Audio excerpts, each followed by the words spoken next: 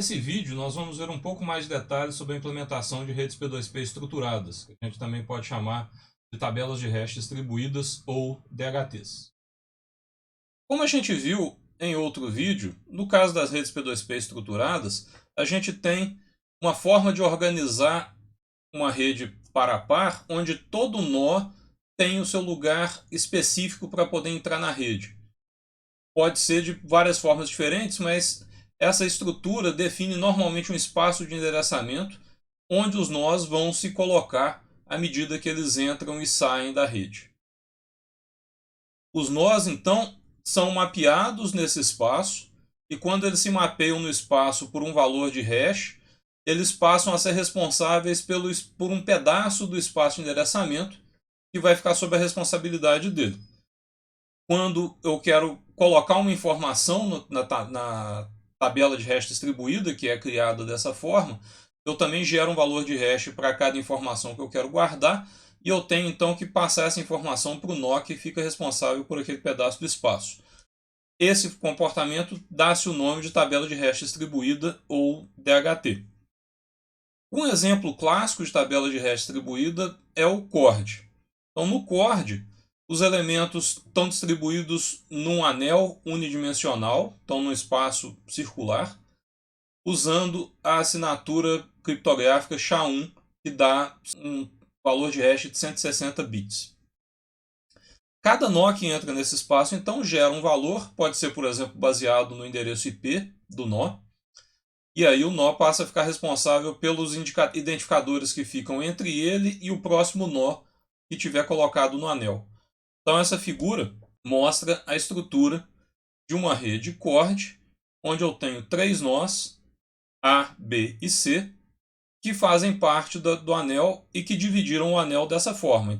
Vamos ver um pouco mais de detalhe como que isso funciona da parte de divisão do anel. Então a gente tem um anel aqui, para simplificar, ao invés de 160 bits, vamos considerar que é um anel só com 5 bits, então eu tenho de 0 a 31, e começo com o nó 1. Nó 1 foi o primeiro a aparecer, então como só tem ele no anel, ele é responsável por todo o espaço de endereçamento do anel. Agora, digamos que chegue o nó 9, e quer entrar no anel. Como por enquanto só tem o nó 1, o nó 9 vai conversar com o nó 1 vai dizer para ele que ele pode entrar e que a posição dele é lá na posição do nó 9. Então agora 9 e 1 vão dividir o espaço e agora o 9 é responsável pelo espaço que fica entre ele e o nó 1. O nó 1 continua responsável pelo resto do espaço. Digamos agora que o nó 21 quer entrar. O nó 9 indica para ele quem é o responsável pelo espaço onde está o identificador 21. Então ele vai e conversa com o nó 1 para poder entrar no anel e divide o espaço com o nó 1. Então agora ele é responsável por essa parte em lilás aí. E esse processo continua. Quando um nó 28 aparece, ele vai dividir o espaço que era do nó 1. Quando um nó 18 aparece, ele vai dividir o espaço com o nó 21. E assim sucessivamente. Então, um nó 4 que chega vai dividir o espaço que está com o nó 9. Um nó 11 vai dividir o espaço que era do nó 18. Um nó 14 também vai dividir o espaço do 18 de novo. E um nó 20 vai dividir o espaço que era do nó 21. Se alguém sai, os nós vizinhos vão identificar que aquele nó saiu e vão recompor aquele pedaço do anel que deixou de ser coberto pelo nó que sai. A gente viu que a grande qualidade das DHTs é criar uma forma eficiente de procurar por coisas no anel. Mas no pior caso, se eu não tiver uma estrutura mais inteligente para organizar a rede, o que vai acontecer é uma busca desse tipo aqui. Então digamos que o nó 4 quer procurar por um elemento que tem hash 29. Então 29 está lá no anel, lá na faixa que está a responsabilidade do nó 1. Mas se eu não souber mais nada, a única coisa que o nó 4 pode fazer é sair perguntando para os vizinhos. E se ele der o azar de decidir fazer essa pergunta no sentido horário, ele vai ter que perguntar para o 9, para o 11, para o 14, para o 18, para o 20, para o 21, para o 28, para o 1, até chegar no responsável pelo espaço. Para aí saber se tem alguma chave registrada com o valor de hash 29 ou não. Isso não é eficiente. Então, o que o CORD definiu, e que é a grande qualidade da estrutura do CORD, é que ele definiu o conceito de finger tables. Com uma finger table, cada nó, ao invés de manter a informação dos vizinhos, mantém uma tabela com apontadores para pontos espaçados dentro do anel. Então, basicamente, eu tenho P entradas na tabela de hash. Nessa nossa figurinha que tinha 32 posições, seriam 5 entradas na tabela. E aí, nessa figura, são 64 posições, então a gente tem 6 posições na tabela. E aí a minha tabela de hash aponta para o primeiro elemento que tem pelo menos uma posição na frente daquele nó, pelo menos 2, pelo menos 4, pelo menos 8, 16 e 32 posições. Como a gente pode ver pela figura, muitas vezes não vai ter um nó exatamente a 2, 4, 8 posições na frente. A gente vai pegar o primeiro nó que está a pelo menos aquela distância. Para o nó 8 nessa figura, então ele teria, por exemplo, o nó 14 como próximo para 1, 2 e 4, porque não tem nenhum outro nó mais perto dele.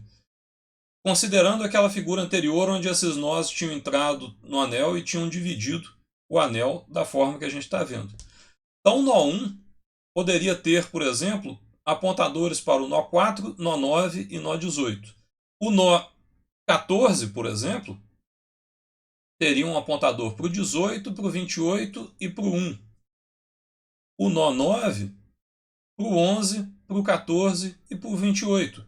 E assim sucessivamente, todos os nós montariam a sua tabela, a sua finger table, dependendo da estrutura que os outros nós da rede estão organizados. Agora, aquela mesma busca pelo valor 26 no nó 4, ao invés dele ter que sair perguntando para todo mundo, se a gente verificar a tabela do nó 4, a tabela do nó 4 conhece já o nó 20. Como eu estou procurando o 26, que está depois do 20, eu posso fazer a pergunta direto para o nó 20. Já o nó 20 teria uma tabela que poderia estar apontando para o 21, para o 28 e para o 4. Como eu estou procurando pelo 26, o último elemento que o nó 20 conhece, que está antes do 26, é o 21. Então ele vai perguntar para o 21. O 21, por sua vez, conhece o 28, o 1 e o 9. E o 28 é o primeiro que está depois do 21. Então agora ele pergunta para o 28, porque o 28 é o responsável pelo espaço entre o 21 e ele. Então o 28 vai saber se tem alguma coisa no valor 26 ou não. Então com isso a gente simplifica a busca. Como aquela tabela finger table é construída com distâncias que cada uma é o dobro da anterior, esse processo tem uma complexidade log n, porque eu sempre posso dar um salto que pode ser até metade do tamanho do anel na hora que eu começo a procurar. E é meio como se fosse uma pesquisa binária para eu avançar dentro do anel. Uma outra rede muito popular é a CAN. Na CAN eu tenho um espaço de várias dimensões. Com n dimensões eu teria que ter n valores de hash para representar um determinado nó. E aí, quando eu entro, eu vou ficar responsável por um pedaço desse espaço. No caso da nossa figura, que é só 2 dimensões, seria um retângulo dentro desse espaço de endereçamento. Então, o meu nó agora, o primeiro que entra, fica responsável pelo espaço todo. O segundo vai ficar responsável por essa parte do espaço. Note que os nós que entram geram 2 valores de hash que dão uma posição XY e vai dizer qual a posição dentro desse retângulo onde eles vão se colocar. E aí eles vão dividir o espaço com os vizinhos que eles têm dentro desse espaço. Então vem um terceiro, um quarto, um quinto, um sexto e um sétimo. E aí a gente tem essa estrutura para a rede. Na verdade, um oitavo ainda. Enquanto eu tenho os nós, à medida que eu quero colocar informações nessa tabela, digamos que sejam documentos, vou fazer a mesma coisa. Para cada documento eu vou gerar nessa figura 2 valores de hash. Os documentos vão ficar em algum lugar desse espaço. E aí eu vou registrar aqueles documentos com o nó que é responsável por aquele pedaço do espaço. Digamos que eu vou procurar agora por um documento doc. Eu vou gerar para ele uma função de hash que vai me dar coordenadas x e y. E agora eu vou fazer uma consulta nesse espaço de endereçamento por quem é que está cuidando daquela posição x e y. Eu posso, por exemplo, sair perguntando para os vizinhos dessa forma. Eu poderia seguir um outro caminho, por exemplo, esse em azul. Mas o importante aqui é que, como eu vou caminhar agora em d dimensões, e todos os pontos que vão estar numa área que é d ao quadrado, perdão, que é o espaço elevado a d, né, porque eu tenho d dimensões, no nosso caso aqui seria o espaço de cada um elevado ao quadrado, eu posso caminhar sempre numa dimensão até chegar o mais perto que eu posso daquele nó, e depois eu escolho uma segunda dimensão para caminhar.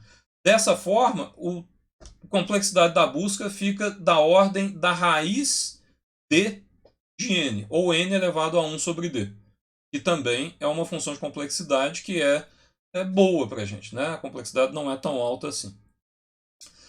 Um outro tipo de rede estruturada é a rede Kademlia. Ela é interessante porque ela é a rede que é utilizada, por exemplo, pelos clientes BitTorrent hoje na internet.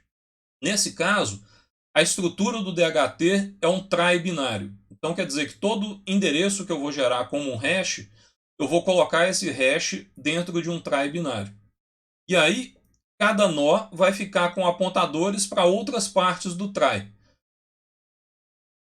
Essa figurinha aqui, então, mostraria um pedaço do trie, e qualquer elemento que começar com 001 vai ficar embaixo desse triângulo vermelho que está aí, representa um pedaço do trie.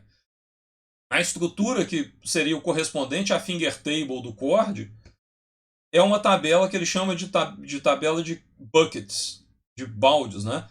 E aí, imaginando que eu sou um nó que estou ali na posição 00100 ou 00101, eu estaria em um desses dois baldes mais no fundo da figura.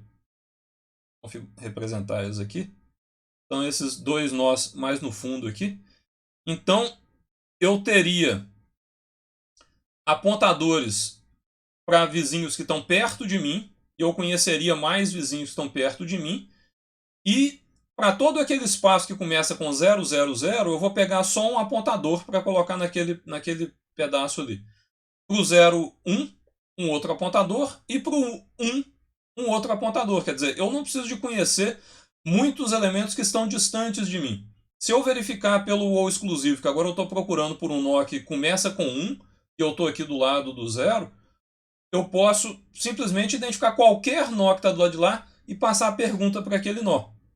Então a consulta nesse caso aqui, como no caso do Cord, é com complexidade log de n. Então o roteamento eu faço por essa escolha de apontadores que estão mais distantes de mim. Então nessa figura aqui, que é a mesma coisa da anterior, a gente vê agora a busca. Se eu estou lá no 00100 e eu vou procurar agora por alguma coisa que começa com 1, eu só preciso de conhecer um elemento dessa rede toda que começa com o endereço 1.